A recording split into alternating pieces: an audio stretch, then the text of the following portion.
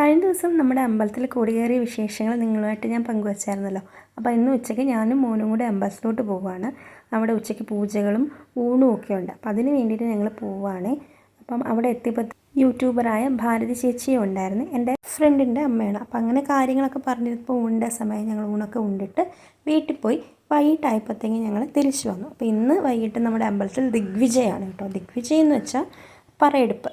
ദൈവത്തിനെ പല്ലക്കിൽ എഴുന്നള്ളിച്ച് നമ്മുടെ ഓരോരുത്തരുടെയും വീടുകളിലെത്തുമ്പോഴത്തേക്കും നമ്മൾ ദൈവത്തിന് ഫ്രൂട്ട്സും പൂവും കൊടുത്ത് അതേപോലെ തേങ്ങ വെച്ച് ഞങ്ങൾ ദൈവത്തിൻ്റെ അനുഗ്രഹം വാങ്ങി നമ്മുടെ തിരുമേനി നമുക്ക് ചന്ദനവും പൂവുമൊക്കെ നമുക്ക് പ്രസാദമായിട്ട് തിരിച്ചു തരും. അപ്പോൾ അതാണ് ദിഗ്വിജയ്. ഇനി കുറച്ച് ഫോട്ടോ സെക്ഷനാണ് കേട്ടോ. ഇതൊക്കെ എൻ്റെ കസിൻസും എൻ്റെ ഫ്രണ്ട്സും ഒക്കെയാണ്. ഞങ്ങൾ വർഷത്തിലൊരിക്കലല്ലേ ഇങ്ങനെ കൂടുന്നത്. അപ്പം പലയിടത്തു നിന്നും പല നാട്ടിൽ നിന്നും കസിൻസും ഫ്രണ്ട്സും ഒക്കെ വരും. അപ്പം അങ്ങനെ കുറേ ഫോട്ടോസ് നമ്മുടെ മെമ്മറീസിന് വേണ്ടിയിട്ട് എടുത്തു വെച്ച ഫോട്ടോസാണ്. കുറച്ച് ഫോട്ടോ സെക്ഷനാണ് ഇനി. അപ്പം അങ്ങനെ ഫോട്ടോ ഒക്കെ കഴിഞ്ഞു. ഇനി അടുത്ത ദിവസത്തെ പരിപാടി എന്ന് വെച്ചാൽ പള്ളിവേട്ടയാണ്.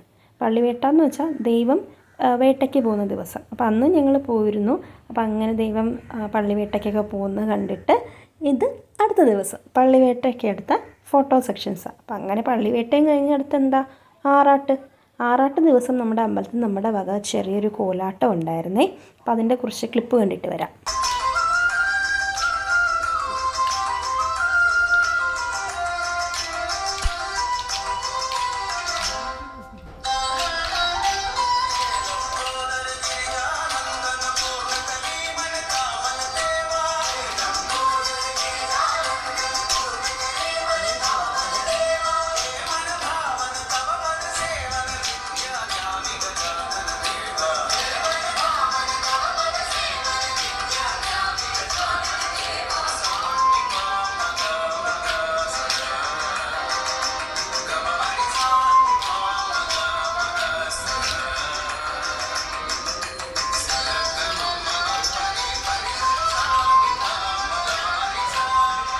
നമ്മൾ കഴിഞ്ഞ 3 വർഷമായിട്ട് മുടങ്ങാതെ നമ്മുടെ ഗ്രാമദൈവത്തിൻ്റെ മുമ്പിൽ ആറാട്ടിൻ്റെ ദിവസം കോലാട്ടം നമ്മൾ സമർപ്പിക്കുകയാണ്. നമ്മുടെ ഒരു കാണിക്ക പോലെ നമ്മൾ സമർപ്പിക്കുക ചെയ്യുന്നത്. അപ്പോൾ എല്ലാ വർഷവും നമ്മൾ എന്തെങ്കിലുമൊക്കെ വെറൈറ്റികൾ ചെയ്യുവേ കോലാട്ടത്തിൽ, കോസ്റ്റ്യൂമിൽ.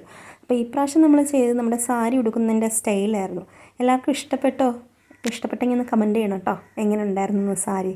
അപ്പോൾ അങ്ങനെ നമ്മുടെ കോലാട്ടമൊക്കെ കഴിഞ്ഞിട്ട് നമ്മളെല്ലാവരും പോയി ഡ്രസ്സ് ചെയ്ത് അടുത്ത പരിപാടിയായ നമ്മുടെ അടുത്ത ഉത്സവത്തിൻ്റെ ഭാഗമായ തോരൺ വജ്ജപം എന്ന് പറയും. എന്ന് വെച്ചാൽ നമ്മൾ നാട്ടിലെ ആൾക്കാരെയൊക്കെ അറിയിക്കും, ഇങ്ങനെ അമ്പലത്തിൽ ഉത്സവം നടക്കുകയാണ്, എല്ലാവരും വരണം എന്നൊക്കെ ഉള്ളൊരു പരിപാടി. നമ്മൾ ബാൻഡ് മേളവും ചെണ്ടമേളവും ഒക്കെ ആയിട്ട് നമ്മൾ ആ ദൈവത്തിൻ്റെ തെരുവിലൂടെ നമ്മളിങ്ങനെ കുറേ പോവും. അതിന് ശേഷം നമ്മൾ രാത്രി അമ്പലത്തിലെത്തി ദൈവത്തിന് ആരതിയൊക്കെ കാണിക്കും. അപ്പോൾ അതൊക്കെ കാണിച്ചിട്ട് അടുത്ത ദിവസമാണ് ആറാട്ട്.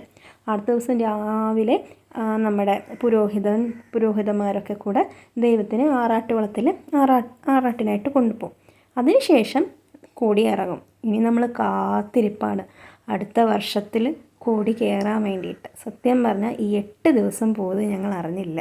ഭയങ്കര സങ്കടത്തോടു കൂടി കൊടി ഇറങ്ങുന്നതും കണ്ടിട്ട് അമ്പലത്തിൽ നിന്ന് കൊടി ഇറങ്ങി കഴിഞ്ഞാൽ കഞ്ഞി തരും. കഞ്ഞിയും അവല് നിറച്ചതും അതും കഴിച്ച് ഞങ്ങൾ വീട്ടിലെത്തി.